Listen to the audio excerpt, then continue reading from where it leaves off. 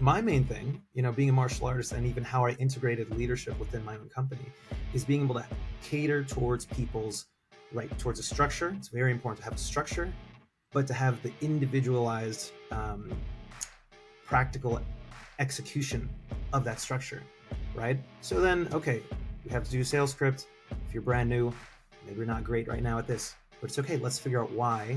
And also, very important, how are you feeling? What are the emotions that you have during it?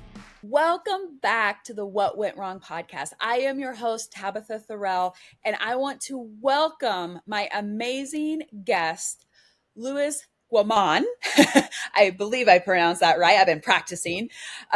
He is an amazing entrepreneur that has helped his clients get 100% success rate. He is feeling the most fulfilled that he's ever felt in his life. And I know, and you know, that he did not start there. Right? He didn't wake up one morning living his dream of building a business, working with corporate corporations. That's good English, right? Working with corporations, right? That's what went wrong here. No, we all know he didn't start there, right? We all know that there was something that Louis had to go through. And so, Louis, I welcome you, and I would love to ask you what went wrong. Yes, thanks for having me. I'm excited to be here. So, what went wrong for me was that I closed my old sales company due to a lack of my own mental health.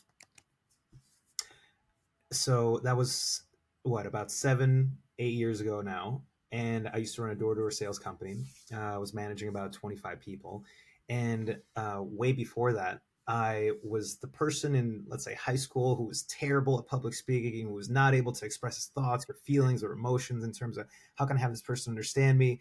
I almost flunked out of a communications class in college. It wasn't until I got into sales and then really spruced up, just practiced these kinds of skills.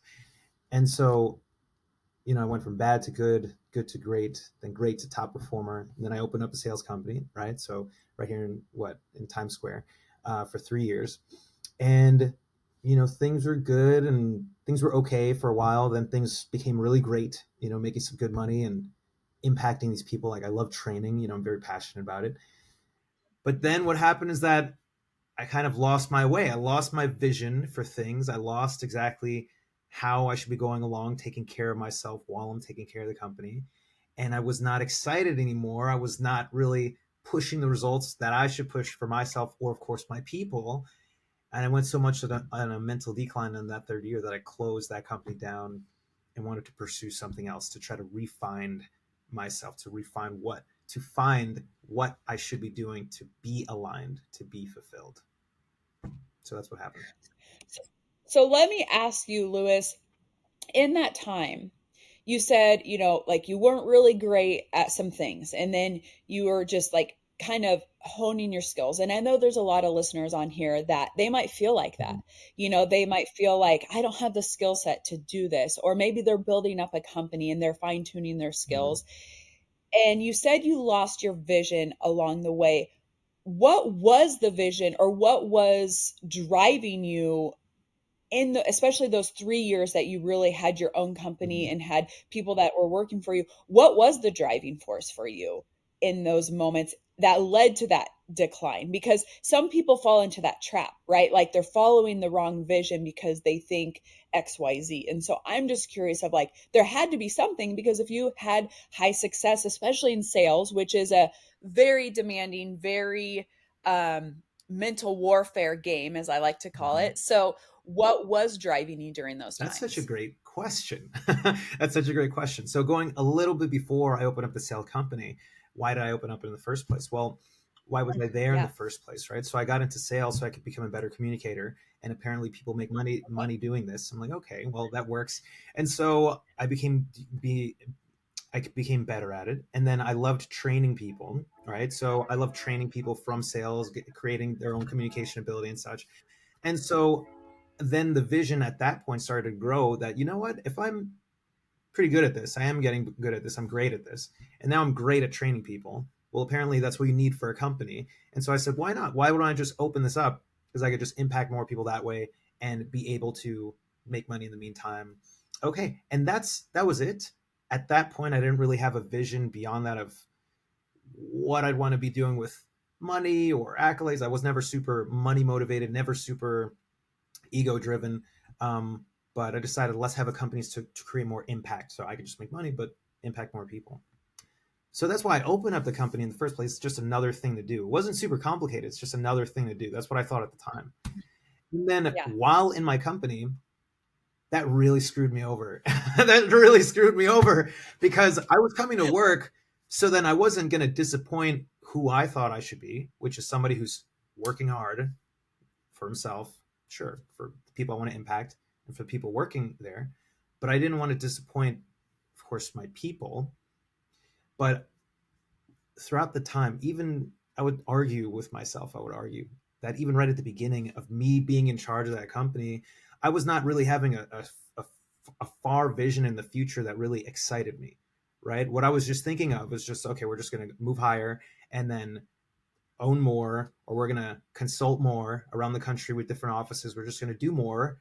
And that's going to be it. We're going to make more money. And we're going to keep doing more. We're going to make more money, keep doing more. And that's such a classic story that I've heard, well, especially during the last, what, eight years or so. That's the game, right? Because if we have more, then we could just be more because we get to have more because we could buy more, but that's not the case at all. So I could keep Right. going on that if you want, but Yeah, no, I think, the Bible verse of a man without vision shall perish. And I think that's so true. If you do not have a vision that's bigger than you, that's bigger than your company, let's just face it. If you're an entrepreneur or a business owner, which is our predominant audience mm-hmm. here, if you don't have a bigger vision of why you're doing what you're doing, the day to day grind, the recession, the times, whatever you want, whatever happens will crush Mm-hmm. you because you don't have something to tether to, right? Like you said, it's the more, it's, oh, I can have more, I can buy more.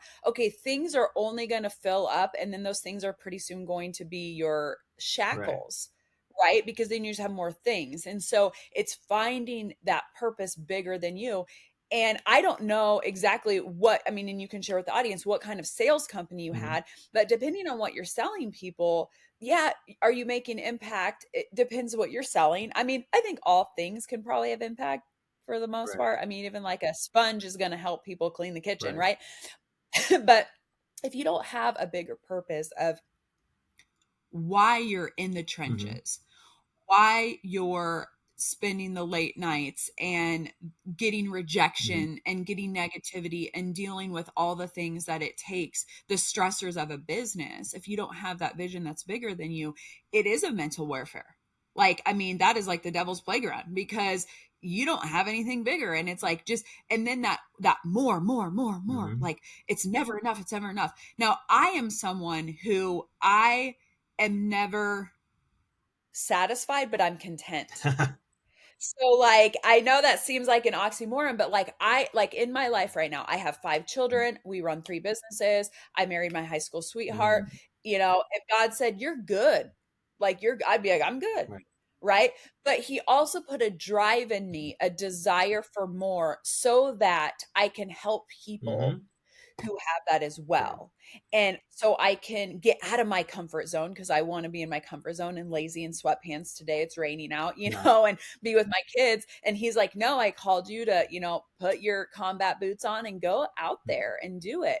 And so that in of itself, that contentment or that, more, either way of the Mm-hmm. pendulum can be the what went Mm-hmm. wrong. Because whether we're over here and kind of lazy with it or it's never Mm-hmm. enough, like, that song from The Greatest Showman, like it's never enough, it's never enough. Both of those can be the what went wrong. And so in those moments when you had that drop, like you were just trying to get more, Mm-hmm. and you said that you weren't ego driven or money Mm-hmm. driven. Now I'm gonna rebuttal that a Go for little it. because we all have a little bit of ego in us. We all have wounds from when we were little that, we weren't enough. We wanted this or whatever that, Mm-hmm. because especially in sales, nobody goes into sales, which is one of the hardest things because they want to be a good guy. Like Right. because they're just like the backseat Right. driver, right? Because it's accomplishment in Mm-hmm. sales and you can scale that. You can look at that on a leaderboard, win, lose, you met this or you Mm-hmm. didn't. And so, if you're being completely honest in the sales portion of it, was there a little bit of even adrenaline of like when you would get that sale? Because that drives our ego, even if it's a little Right. bit, even if it's not about us, it still drives that like, ooh, I'm enough, right? Like I'm a winner, I'm a number Right. one, like I'm a champion. And that's okay. That's really good because God can use those things. But it's like owning that and saying, you know what, like that was a little bit of maybe how I let Mm-hmm. myself go more on the number side over the fulfillment side. Mm-hmm. So, and I'm not trying to put things in your head, but like, I think some people, that are listening, they might be like, no, I just want to do this. Right. And it's like, let's be truthful with the motives, because as soon as you can be truthful with the motives where you're at, especially if you're in a failure or a struggle, Mm-hmm. then switching that motive so that it can propel you instead of hold you back in the Yep. shackles. Yep. So very well said. Tabitha, you're 5 star at this. So yes, I totally agree. So when somebody would say even what I just said for not having ego, there's always some percentage that's there. To be Right. technical, that is true, right? It's always there. Right. So for me, I've been a lifelong martial artist. All right. So I've been Mhm. doing that for over, well, since I was 8 years old. So I've been doing that for over about 27 years now. And at that time, that was what, about 6 years ago then when I closed my old company. But Mhm. anyway, Mhm. I've always had this notion of, okay, what can I do to be better? And there's always a form of healthy competition that's there, right? So when it came to Yes. sales, it was something I was not good at. So in terms of, if you were to talk about the ego driven side, and I don't think it was an unhealthy side, but still a bit ego driven, was more so I can't do this and I'm going to do this. I know Mhm. that I can do this. I'm bad at it now. I'm very bad, right? It was like either shy or whatever. But okay, I'm gonna figure it out, and I'm gonna keep falling and falling and falling and get up and fall and get up and get. And that's exactly what sales is, right? That's what Yep. anything is, any kind of skill set. But that's really what it was, and that that's what I was doing before I opened up the company. Okay, I'm just gonna get better. Hey, I like this training thing. Hey, making money is cool. Hey, being in charge is nice. It's good. Like, I bring a great company culture. Okay, great. I know how to create it. Okay, we're doing that. And then when it came to running the company, when I owned it, then in there, those things were not as exciting anymore, because, well, I went up to the point that I wanted to, and then now I could just keep consulting more offices and make more money. But that's not it. So I'm going to take a little bit of what you said earlier too. That's very well said. But understanding who you are during the process, you have to revisit that, right? So the same person you were at 20 is not 25. The same thing at 30. Right. Even when you're 30, in the middle of 30 or 31, the age doesn't matter. But when you go through a certain transition, it Yeah. requires a different version of yourself, right? And so, exactly like you said earlier, from the Bible verse, but from the man who does not have vision will perish. Like, that is so incredibly true, because you are not the version of who you were before, right? Like, and you need Yes. to transform into the next version. So when you're not doing that, when you're not transforming and just staying stagnant, then you perish. And in this case, so did the company, so did profits, so did the opportunity.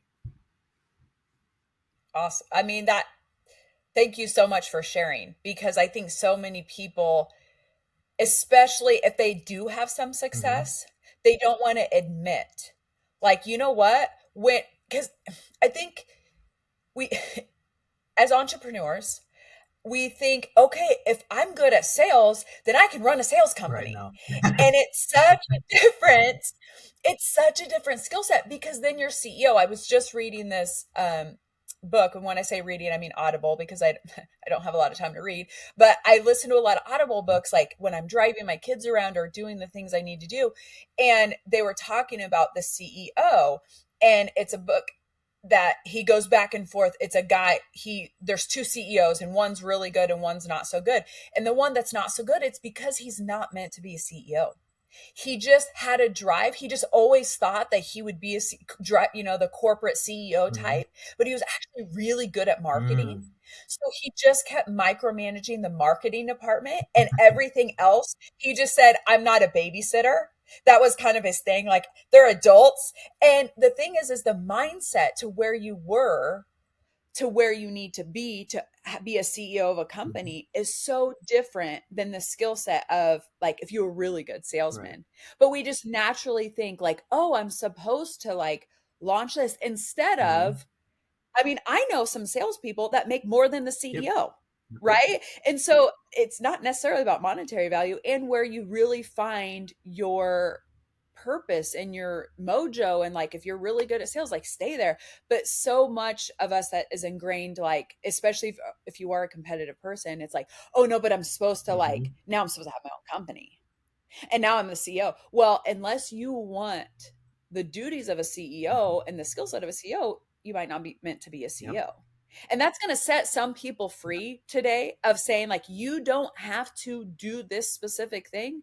And if you want to be a CEO, then you need to learn to hire out the things that you're not skilled at. Mhm. Mhm. Right. And I think that's like a control thing that we have to let go. And like you said, you were building this company that you were not in love with, and not only that, but it was causing you detriment to your mental Yeah. health. And right now we just see this as an epidemic, and people just say like, oh, I'm anxious or I'm Mhm. depressed, and those might be true, but what's the root cause? Yes. So smart. Right? Like, what is that root cause? And going back to that, like you said, I never thought of it as an ego thing, but maybe we need to go back there. Mhm. Some people, we all have ego. Like we do. I mean, Freudian study it forever, all the things. We have it. Every single person, even the most meek, humble person Mhm. inside has something that they're, and what I call that is that's your gift. Mhm. Your ego is actually your gift that's meant to like flourish. And so we need to water it, but be humble in it Mhm. and say, this is my gift and I'm meant to give it. And this is, it comes natural to Mhm. me, but it might not come natural to you. And so you, in this transition of this company, figured out, obviously, and share with us, was there like one moment, or were you just like woke up one day that you were just like, I just don't love my life? Like, what was it for you? Like, because mental decline can happen over Right. years. It's not usually like you just wake up one morning and are like, oh, I want to commit suicide or what. A lot of times it's these slow Mhm. things, but then there is usually one pivotal like thing that happens that you're like, no more. I don't want to feel like this Mhm. anymore. And some people go one way or they go the other way. Mhm. And so you chose this way of the positive. But what was that for you? Because I want some listeners who are going through this right Right. now to maybe recognize the signs and how they can pivot to the what went right in that turmoil. Absolutely. So I can't fully remember if it was when things were super great or things super maybe mediocre during the company, but I remember it was a specific instance when everybody was out doing their sales and I was left in my office alone and I was just staring out for a bit and just having this realization right in my body and just like that was resonating of just is this all there is, of just Mm, having that kind of feeling of is this what my life is going to be like? Okay, we're just going to make money, do sales, but I'm not as excited about this, growing this thing as, but is this all there is? So when you have that feeling, you need to do something about it right away, yeah. as soon as possible. Yes. So I didn't because I just didn't know what I could do. I didn't even know what was possible. I would have a lot of thoughts about that now, and a lot of advice about that now. But it was when I had that notion, it was just because what I was doing is I was feeling that was pressed up against this wall of just, okay, well, maybe I just need to just keep doing what I'm doing and it'll go away, Mm, as opposed to being curious and diving into that. And that's where the hard work is, right? Because just like any kind of right. Right. relationship, what a company is, if you're in charge or wherever it is just your relationship with the company, your relationship with your job, your relationship with what you're doing. But that is a relationship, and relationships change, right? And it doesn't mean it has to be let go, right? That for a relationship to be changed doesn't mean it has to disintegrate or stop. But just like how people change, the relationship might need to change. And more specifically, it might be you, the individual, who needs to change how you're going about the relationship, right? And so that's, yeah, could talk a long time on that. So, but there you go. That's your answer. So then how did you transition? You finally decide like, I am not doing this company anymore. Like, this is not good for me. how did you transition in that to where you are now? Because now it sounds like you are loving your life, your clients are getting success, and you feel so fulfilled and you're so vibrant. But how was that transition? Because you said right away you didn't recognize it. Okay. So where was from the point you didn't recognize it, but that moment to where you are Okay, now? so this is what I do not recommend for anybody to do. Okay, so so the that what I just told you was the point that I was feeling it soon after I kind of maybe realized it, but again, because I didn't talk about it, because I didn't dive into it, I didn't know it, right? But that's when it was. Mhm. You want to try to scoop that out or solve that as soon as possible, maybe a month or two or just a few months. It took me a year of mental decline of just I don't know what I'm doing. I'm not so much into it. You start losing money, you start losing retention of your people, and all of the all of the metrics are going down. And so what I did, and another huge part of what I don't recommend, is that I was just so down on my mental space at the time that I just did not know how to get out of it. That what I had to do is just instead, what you should do is if you're going to leave, is transition out. So maybe have something that's creating income on the side, or have some kind Mhm. of plan to get out, and then be able to move. That's it. Just transition, proper transition. I felt like I was literally in the ocean without anything to grab onto, and because I let it get so bad. And so what I did is that within a month's time or so, I spoke with some of my colleagues, I spoke with some of my old mentors, and just closed everything down. Well, not close it down, more so make sure everybody was taken care of, and kind of, you could say, a transition off, but had one of my other partners take care of it. It was me who just kind of, if you were thinking about it, just me, just stopped everything. Stop, and then I don't know what I'm going to do. Right? Don't do that. don't do don't do that. And so that was about yeah, about 6 7 years ago now. And so during that time, right, I really researched what it is. So I tried to pay attention. I really spent some time as to what is it that I want, what is it that I like, how can I impact people, right? Maybe more of a male perspective, quote unquote, stereotypically. How I ask myself, how can I be useful, right? And so Mhm. that's a very big thing, right, for me. And like a lot of people would say, maybe not the healthiest thing in one variation, but a lot of people know, I think you would know what I mean. Just trying to create impact, right? And so during that time, I said, for the last few years, actually, after that, I went through different kind of sales, just for cash here and there, just represented different kind of products and services, um, and and kept going deeper into this whole coaching thing. And I did not know up until, I was doing this research, that coaching was a real thing, that people actually pay for it, either B2C or B2B, that people care about it. Oh, mental health has been an ongoing issue, and, within an ongoing market, right? Because it needs to be something that's solved, right? And it keeps growing year by year. And I'm like, that's incredible. So my main thing, being a martial artist, and even how I integrated leadership within my own company, is being able to cater towards people's right, towards a structure. It's very important to have a structure, but to have the individualized, practical execution of that structure, right? So then, okay, we have to do a sales script. If you're brand new, maybe you're not great right now at this, but it's okay. Let's figure out why. And also, very important, how are you feeling? What are the emotions that you have during it, right? So, my favorite hero of all time and space, right, is Bruce Lee. And something that he was very strong on was understanding the emotional content behind your movement, behind doing something. And so Yes. that's incredibly important when you're doing anything for business. So when humans do anything for business, any part of it, you have to understand what the methodology is behind it, but also what is the intention? How do you feel during this thing, right? And sales, just like you Yes. said, is very much like, what was it, emotional or mind warfare. It is. You're not going to be good in that game if you can't have emotional regulation. So all these things are things of what I help people with now, right? So I help um, professionals, with senior professionals, entrepreneurs, create more time and money without breaking themselves due to stress, right? So Right. that could be with like imposter syndrome and like fear of failure, things like that. But after I closed that company, that's when I started researching way more and just seeing, okay, these were people paying attention to.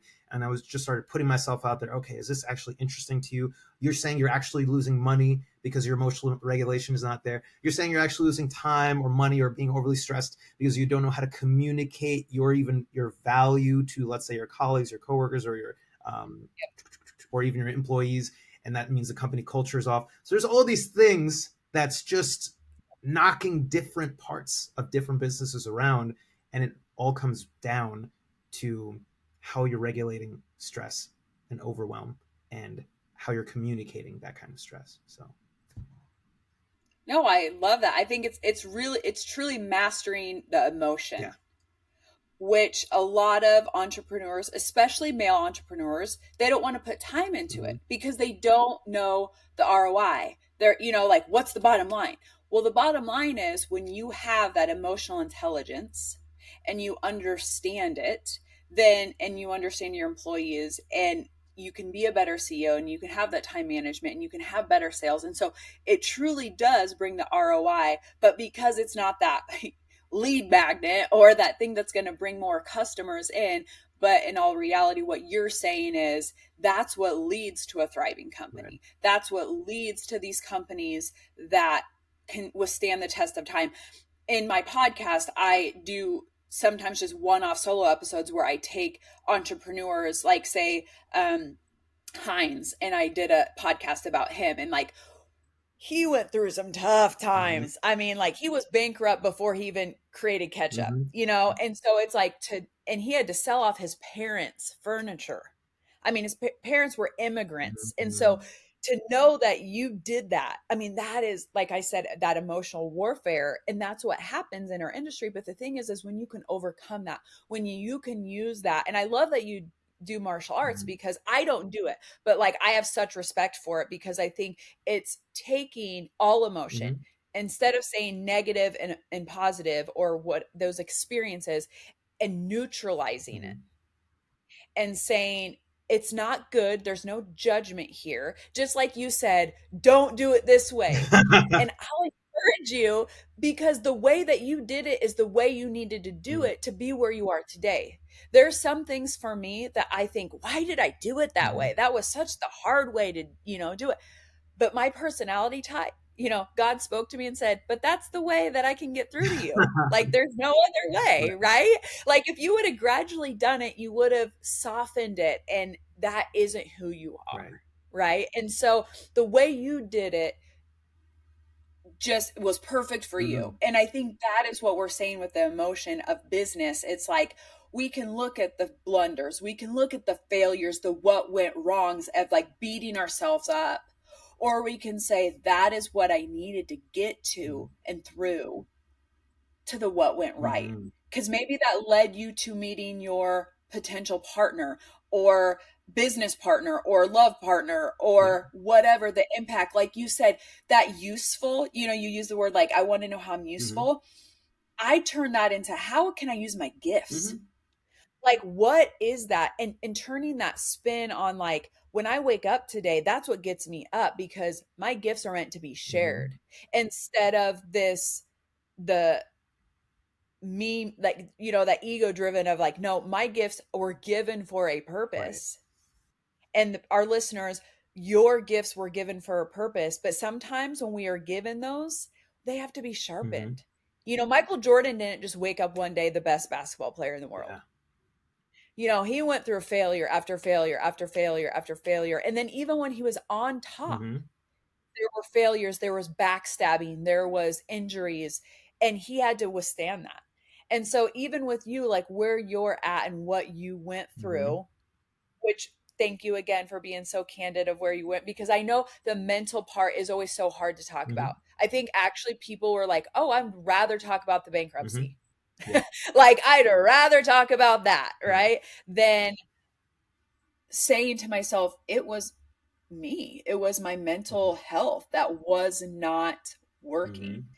And so again, Louise, thank you so much for coming on, how can they find you? We know you work with, entrepreneurs one-to-one, you work with corporations. What do you have going on right now? I know we'll put all your social handles in the show notes, but what do you have going on for our audience right now? Sure. I wish I could. Maybe I'll give a free assessment. I'll write it. Actually, I'm in the process of creating it, so I can send that over to you as soon as it's done. Yeah, But yeah, what I'm doing, I'm excited that my whole theme around everything. So either me working with people one on one, or through corporations, or even this men's group I'm actually going to start launching in the next few weeks, is nice. all really centered around how can we actually have a mental and emotional sparring session, right, with each other that's in a healthy way, Mhm. right? So since I grew up as a martial artist, it's very important to understand the physical altercation between things of how we feel so tense and how we feel fight or flight when things happen physically, right? Now, having that same emotion, or rather that same emotion and that same cadence happens when we have things that spruce up throughout the day during our day-to-day jobs. Did I do this right? Did I come off like an idiot, or did I say the wrong thing? Was I too harsh, or was it too soft? And was this the right decision? I can't get over this, and there's some, and that's the same feeling. And those are things that I Yeah, noticed throughout my years, and I'm like, this is, no one's talking about this, and I could talk about this, and better than just talking yeah, about it, it's guiding people through it. So you can find me, sure, on LinkedIn, Louis Guaman, that's me, or Instagram, Louis Guaman Official. And I have a website, louisguaman.com. But I am excited to have all this, to create that kind of um, space where people can combat in a healthy way, where either with themselves, yes, right, or with me, that, hey, I'm going through this. Is this the right thing? Is this not? They're combating with it, but in a healthy way, like you said earlier, without being judged and with still yes. creating the process, because it's an individualistic process. So they're going to create the process of how they should move forward. And that's completely gratifying, because even though I have a structure for everything, it still becomes individual because everyone's different. Yes, I love that. I love that. I think more people need to, like you said, do that emotional combat.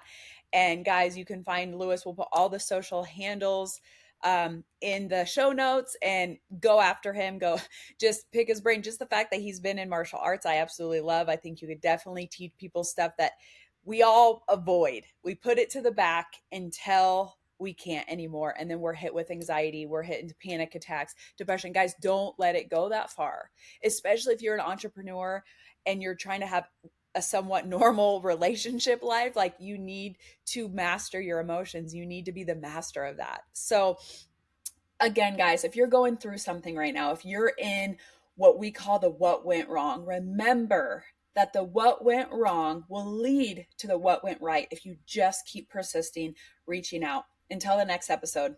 Bye, guys.